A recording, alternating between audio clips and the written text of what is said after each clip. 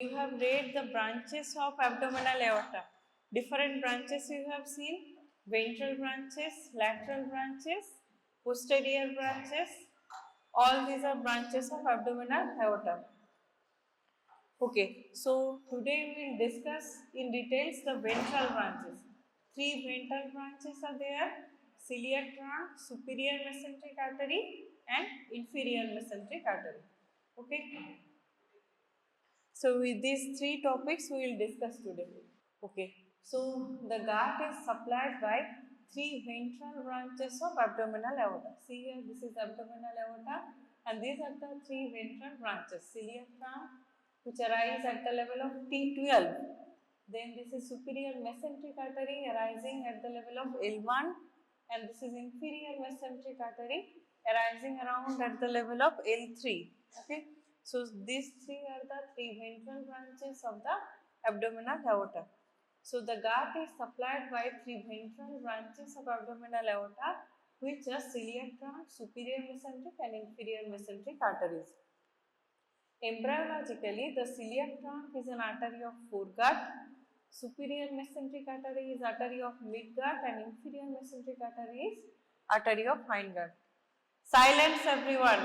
So we will discuss the celiac trunk and its supplying area, its branches. So celiac trunk can, or these arteries individually can come as a short note. Celiac trunk or superior mesenteric artery or inferior mesenteric artery, they can come as a short note. Okay. So celiac trunk is artery of foregut, supplies the abdominal derivatives of foregut that include the following structures: lower end of esophagus, stomach, upper part of the duodenum up to the opening of CVD, common bile duct, liver, spleen, and greater part of pancreas. All these are supplied by the celiac trunk. Next, what is the beginning? Celiac trunk is the anterior branch of abdominal aorta, arises from the front of aorta immediately below the aortic opening of the diaphragm at the level of T12 vertebra. Okay, aortic opening of diaphragm is also lying at T12 vertebra. Next is the course. Its length is about 1.25 centimeter. Only small length. After that, it divides into its three branches. So length is 1 to 3 centimeter. Passes forward above the body of the pancreas. This is termination. It trifurcates into three branches: left gastric, common hepatic, and splenic. To visualize the celiac trunk, you have to reflect the stomach and lesser omentum. You have seen celiac trunk in dissection? Yes or no? Yes, you have seen. No? Superior and inferior mesenteric artery you have not seen. Okay. So celiac trunk trifurcates into three branches: left gastric, common hepatic, and splenic artery. To visualize the celiac trunk, you have to reflect the stomach and lesser omentum, and the celiac trunk lies behind the stomach retroperitoneally. You have to clean the parietal peritoneum from the stomach bed to reach the celiac trunk. Okay? And immediately after its beginning, it trifurcates, hence the trifurcation can be visualized deep to the peritoneum. Next, so this is beginning. It is a branch of abdominal aorta at T12 vertebral level. Length is 1.25 centimeter.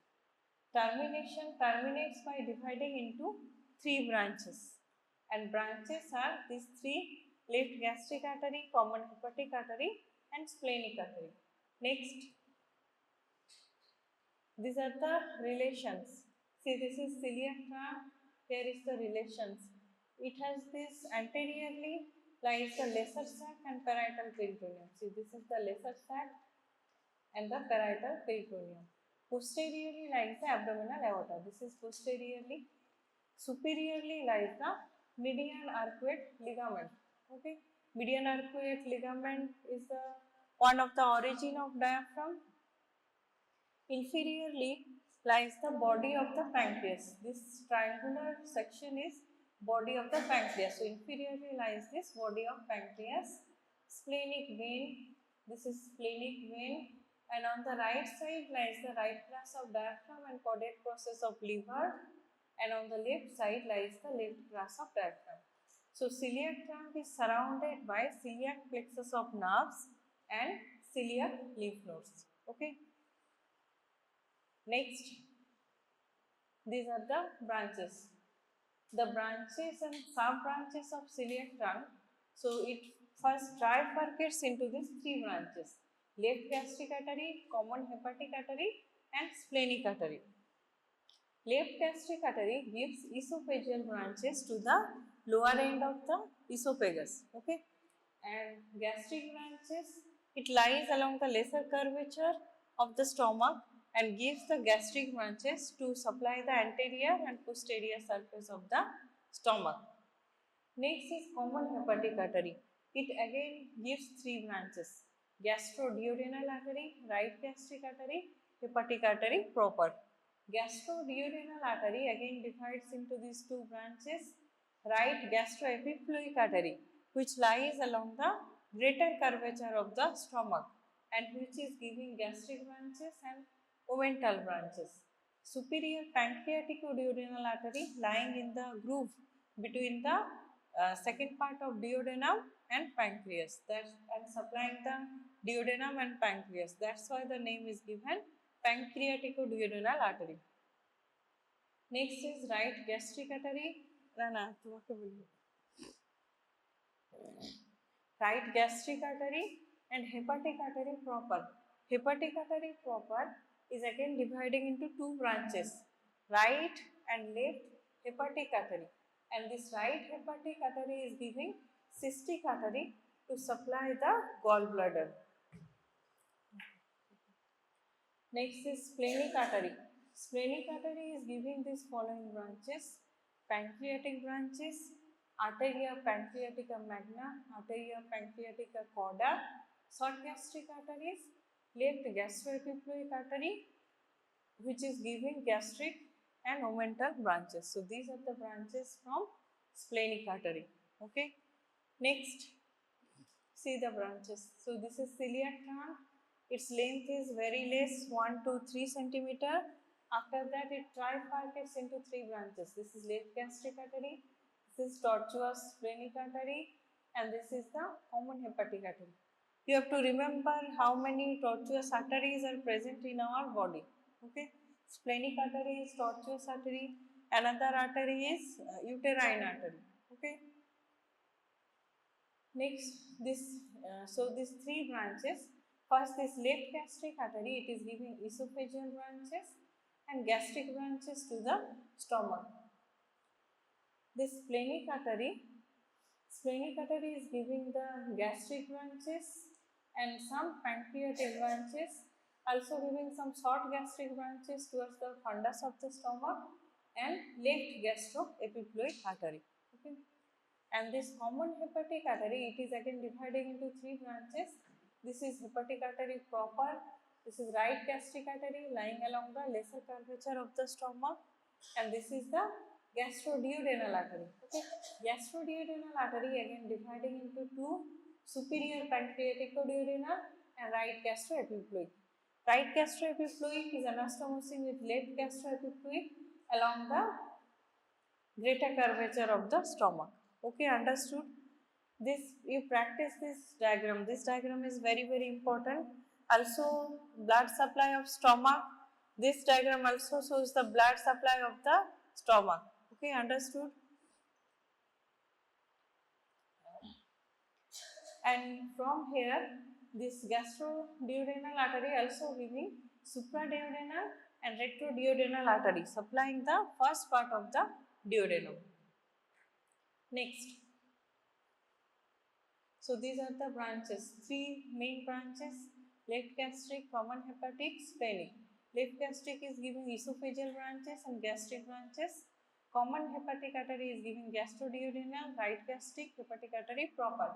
Hepatic artery proper divided into right and left hepatic, and from the right hepatic, one branch is cystic artery supplying the gallbladder, and right gastroduodenal artery is dividing into right gastroepiploic, so and superior pancreaticoduodenal artery.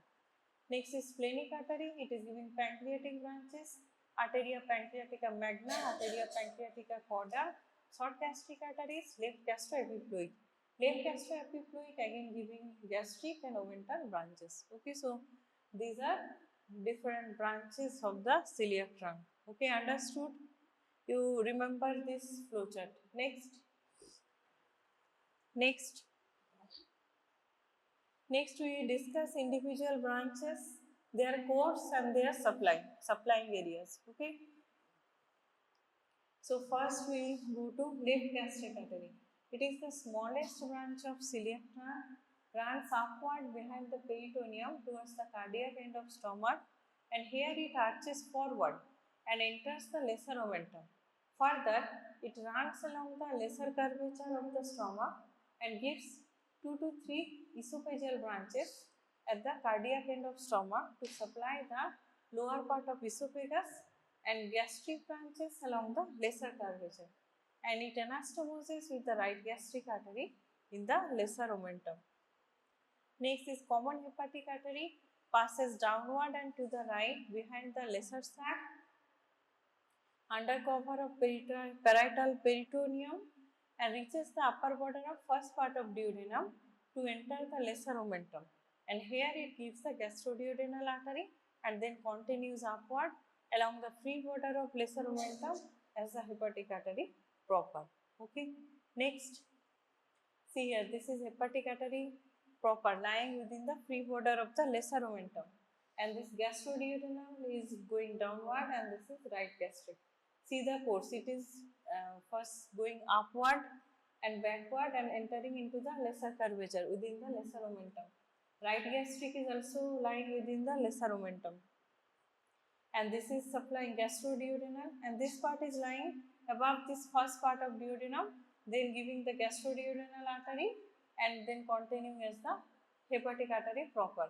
Hepatic artery proper is again divided into right and left hepatic artery, and right hepatic artery is giving cystic artery to supply the gallbladder. Okay, it is cystic artery is again divided into two branches to supply anterior and posterior surfaces of the gallbladder. Okay, understood?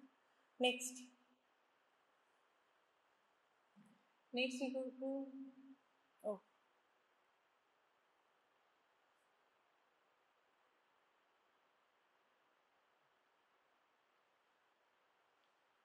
gastroduodenal artery arises from the common hepatic artery at the upper border of first part of the duodenum, runs downward behind the first part of duodenum and divides into right gastroepiploic and superior pancreaticoduodenal arteries. Okay, these are the two divisions of gastroduodenal.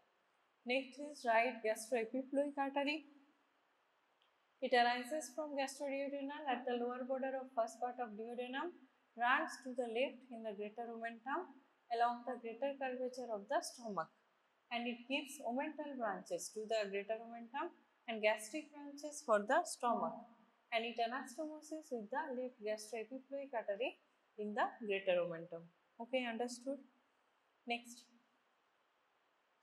see, this is gastroduodenal artery giving supraduodenal, retroduodenal branch to the first part of duodenum, dividing into two terminal branches. This is right gastroepiploic lying along the greater curvature of stomach, anastomosing with left gastroepiploic, and superior pancreaticoduodenal. Okay.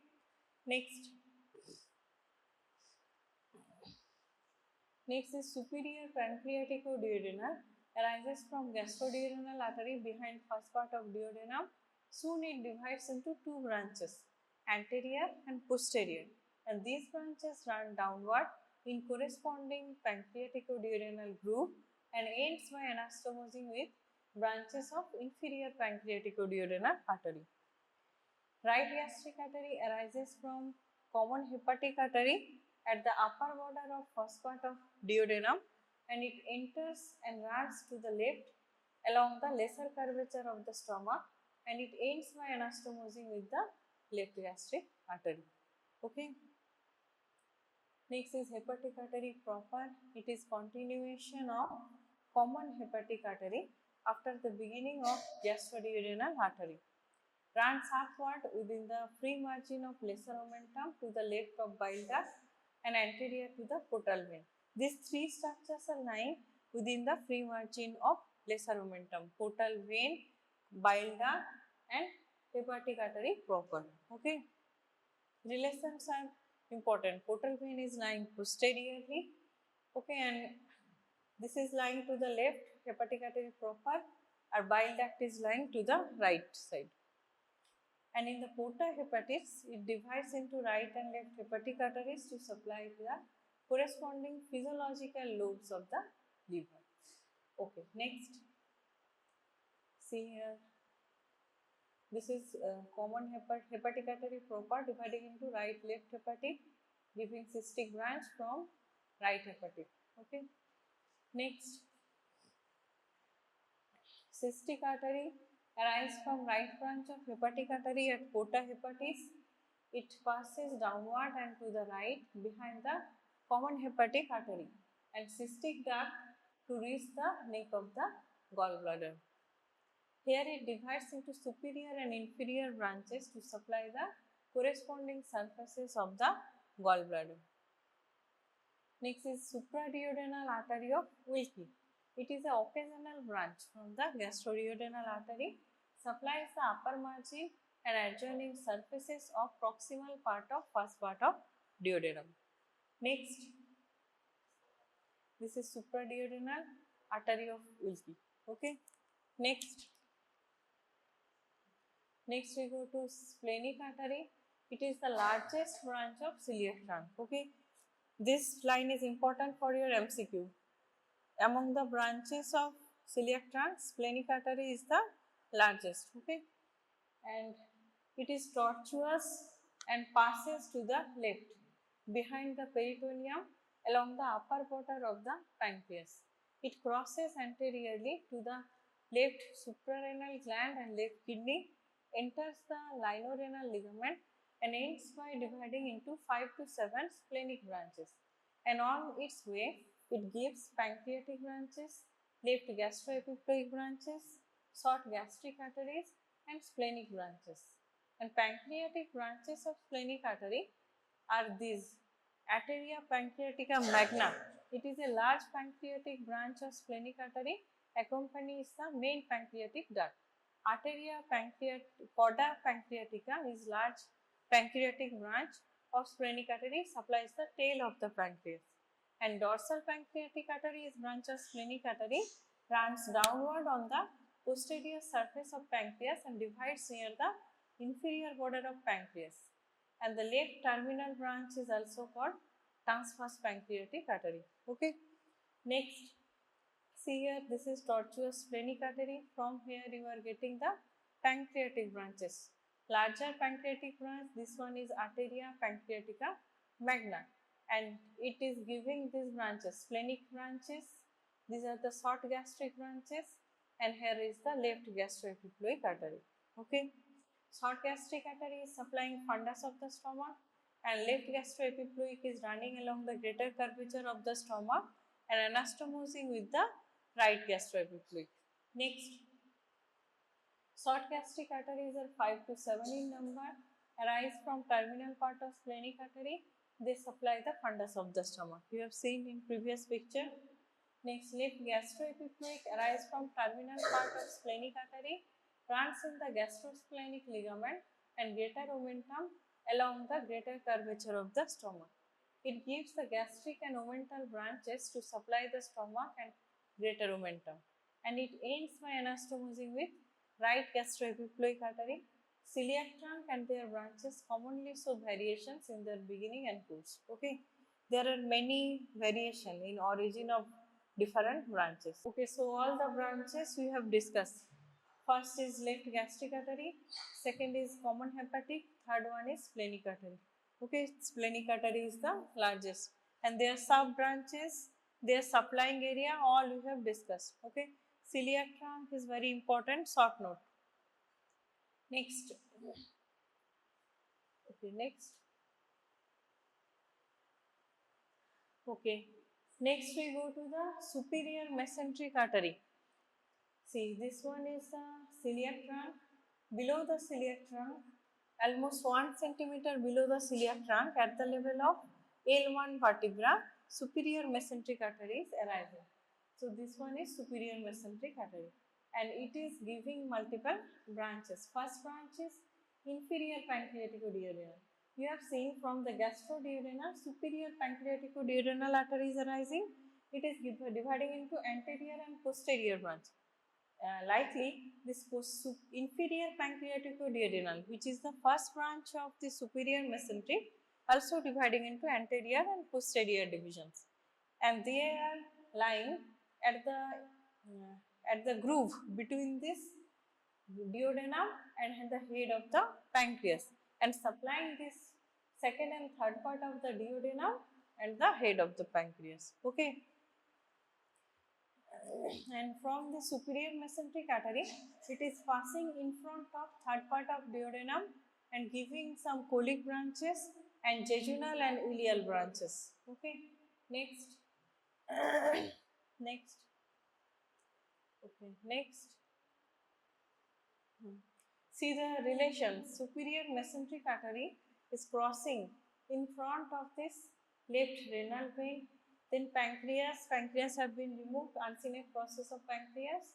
Then third part of the duodenum, then abdominal aorta, then inferior vena cava, then psoas major muscle, right ureter, okay, and right testicular artery sometimes. So all these structures are lying on the posterior relations of the superior mesenteric artery. Okay.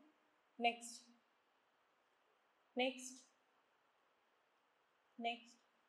Okay, so these are the branches you see. So first branch is inferior pancreaticoduodenal. Next, this artery has a curved course. Okay, so on the right side it is concave, and on the left side it is convex. From the convex side, there is 12 to 15 jejunal and ileal branches supplying the jejunum and ileum, which is part of small intestine. And from the concave side, it is giving the colic branches. Okay, so these are the colic branches: ileocolic branch, right colic, and mid colic branch. Okay, ileocolic branch is again giving a cecal branch and appendicular branch. Appendicular branch is supplying the appendix. Cecal branch is dividing into anterior and posterior cecal artery supplying the cecum, and this is giving multiple branches to the ascending colon. This right colic artery dividing into ascending and descending branch and giving supply to the ascending colon.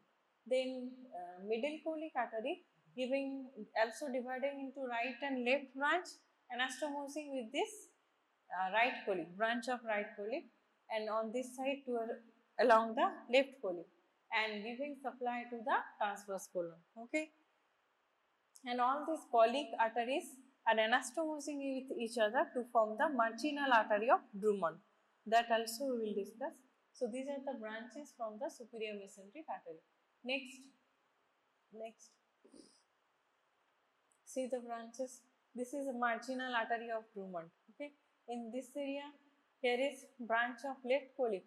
Left colic is branch from the inferior mesenteric artery, and here will be some sigmoid arteries supplying the sigmoid colon, and the inferior mesenteric artery will continue as the superior rectal artery. All these are anastomosing with each other to form the marginal artery of Drummond, and from the marginal artery, anterior and posterior branches are arising supplying anterior and posterior surface of the colon. Okay, understood? So up to this level, at the junction of right 2/3 and left 1/3, up to this level it is considered at midgut. After that, this part is the hindgut. So superior mesentery is artery of the midgut, inferior mesentery is artery of the hindgut, celiac trunk is artery of the foregut. Okay, understood? So here you can see the jejunal ileal branches supplying the jejunum ileum. This is the middle colic, right colic, ileocolic, cecal branches, appendicular branch. Okay, these are important branches. Next. Okay, so cecum has been cut to show the openings. This is orifice of the appendix and this is uh, ileocecal valve. Okay, here the ileum is joining the cecum. And see here the cecal branches have been shown. Anterior cecal, posterior cecal.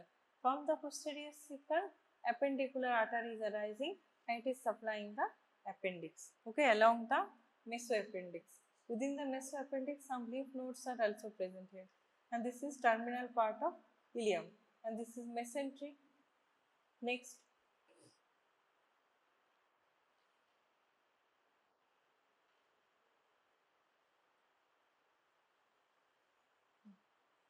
Okay, so superior mesenteric artery, it is artery of the midgut and it supplies the duodenum, that is second part, that is below the biliary orifice, third part and fourth part. Okay, below the biliary orifice means below the ampulla of Vater. Okay, at the papilla of the duodenum, major duodenal papilla. From this level below, it is supplied by the superior mesenteric artery. From here, midgut is starting from below the ampulla of Vater or from below the major duodenal papilla. So it is supplying second part of the second part below the biliary orifice, third part of duodenum, fourth part of duodenum. After the duodenum lies the jejunum and ileum, then cecum, appendix, then ascending colon, right two-third of the transverse colon. Up to this level, it is midgut. Okay, so all these structures are supplied by branch of superior mesenteric artery. Next, it arises it arises as a single branch from the front of the abdominal aorta. It lies at the level of lower border of L1 and its origin lies behind the body of the pancreas. Okay. Next.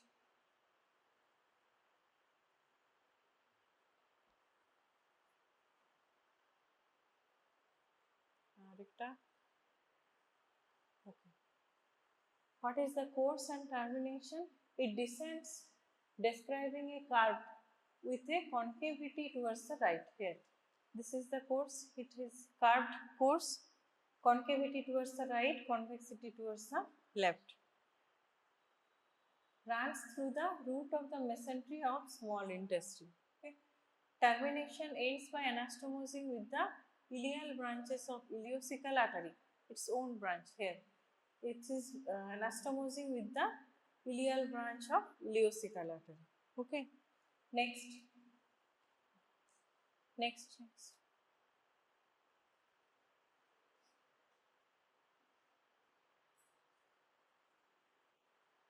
Okay, so relations of superior mesenteric artery. Artery descends anterior to or crosses the following structures. Okay, this is important, these relations are. It lying in front of left renal vein. Here lies the uncinate process of pancreas which has been removed here. Third part of the duodenum, abdominal aorta, inferior vena cava, right psoas major muscle with right ureter, and on the right side lateral to this artery lies the superior mesenteric vein. Here on the right to the artery lies the superior mesenteric vein. Okay, next.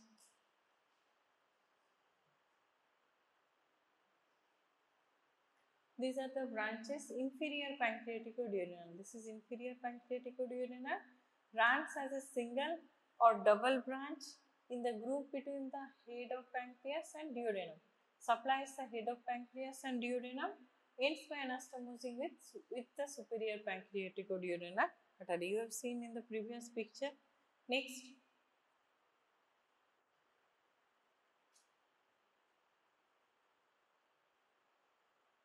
Okay. Next is jejunal and ileal branches. They are 12 to 15 in number. Arise from the left side of the artery, runs between the two layers of mesentery of the small intestine, and each artery divides into two branches which anastomose with adjacent branches forming arterial arcades. See these are the arcades, arterial arcades. Branches of arcades unite to form second, third and fourth series of arcade. multiple arcades are present. Okay, in the first part, in the first 1/4 there is single arcade. Second, there is 2 windows. In the third 1/4 there is 3 windows. Fourth 1/4 there is 4 windows. Their windows are present. Okay, in between the arcades of the arteries, and these are known as vasa recta. They are supplying the jejunum and ileum. Terminal arcades gives straight end arteries supplying the jejunum and ileum. Few arcades supply the jejunum compared to the ileum. Okay, next.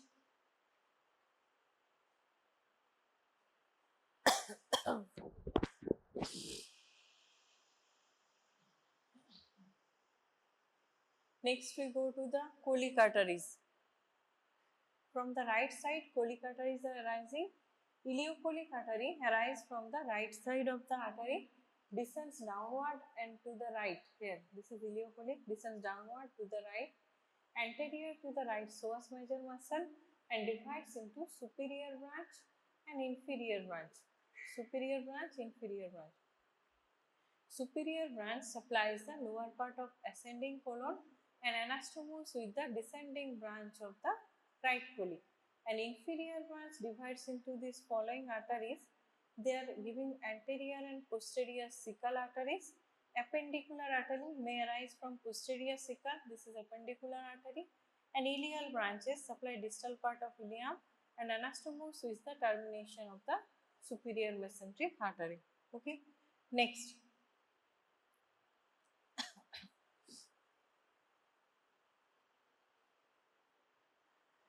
Next we go to right colic artery. This one is right colic artery, arises from the right side of the artery, divides into ascending branch and descending branch. Ascending branch anastomose with the right branch of the middle colic artery, and descending branch anastomose with the superior branch of ileocolic artery. Supplies the ascending colon and right colic flexor. Next.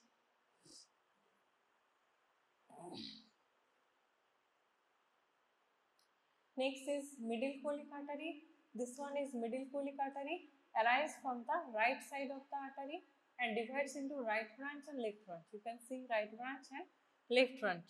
Right branch anastomose with anastomosing branch of right colic artery, and left branch anastomose with ascending branch of left colic. Left colic artery is again branch of inferior mesenteric, and it supplies the right 2/3 portion of the transverse colon, this middle colic artery, up to the level of midgut. Next.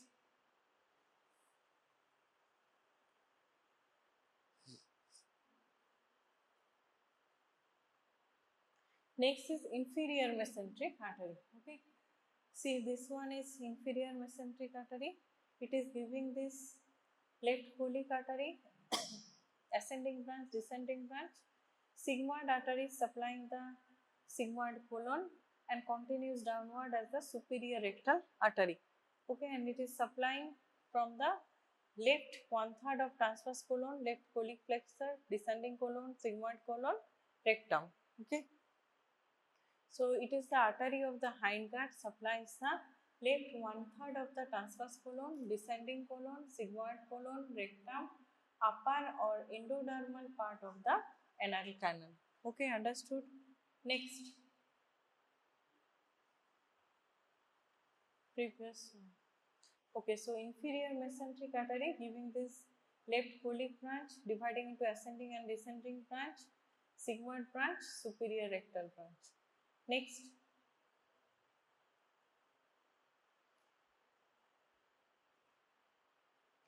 Okay, so it arises as a single branch from the front of the abdominal aorta. It lies at the level of L3. Vertebral levels are important. For celiac trunk, T12, superior mesenteric artery L1, inferior mesenteric artery L3. Okay, and abdominal aorta bifurcates at the level of L4. Okay, dividing into 2 common iliac arteries. So it arises single branch from the front of abdominal aorta, lies at the level of L3, and its origin lies behind the third part of the duodenum. You can see it is origin is lying behind this third part of the duodenum. Next.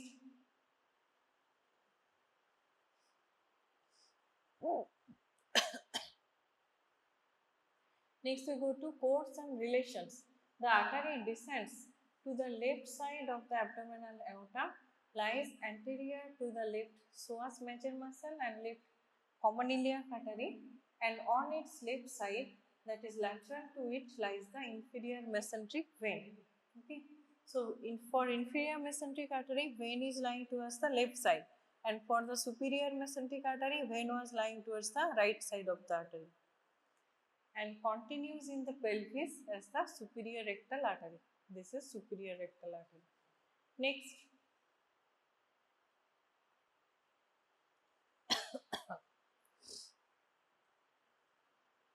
So individual branches we will discuss.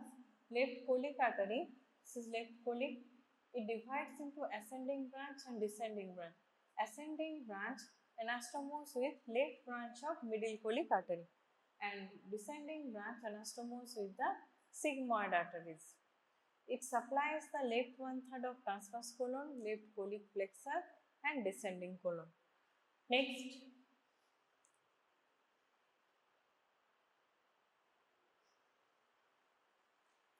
Next we go to the sigmoid arteries. These are the sigmoid arteries. 2 to 3 branches are there, and they anastomose with the descending branch of left colic artery and superior rectal artery, and they supply the sigmoid colon. Okay. Next. See this, so these are the branches from the superior mesenteric artery, and these are the branch from inferior mesenteric artery. We will focus on the colic branches. Here from the superior mesenteric, here is iliocolic artery, right colic artery, middle colic artery, and from the inferior mesenteric artery, there is the left colic artery, sigmoid branches and superior rectal artery. Okay. All these artery you can see they are dividing into multiple ascending and descending branches, and for middle colic there is right and left branches, and all these colic branches are anastomosed with each other and forming an anastomotic chain. That chain is known as the marginal artery of Drummond, and from this anastomotic chain, small arteries, straight arteries, end arteries are supplying the colon. Okay. The marginal artery of Drummond can come as a short note. You have to discuss all the colic branches and you have to draw a schematic diagram. Okay, understood? And how it is formed, marginal artery of Drummond. Next.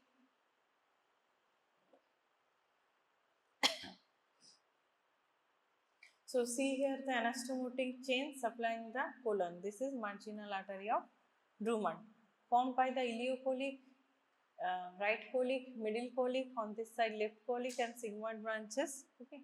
So it is marginal artery of Drummond. It is formed by the anastomosis between the colic branches of superior and inferior mesenteric arteries.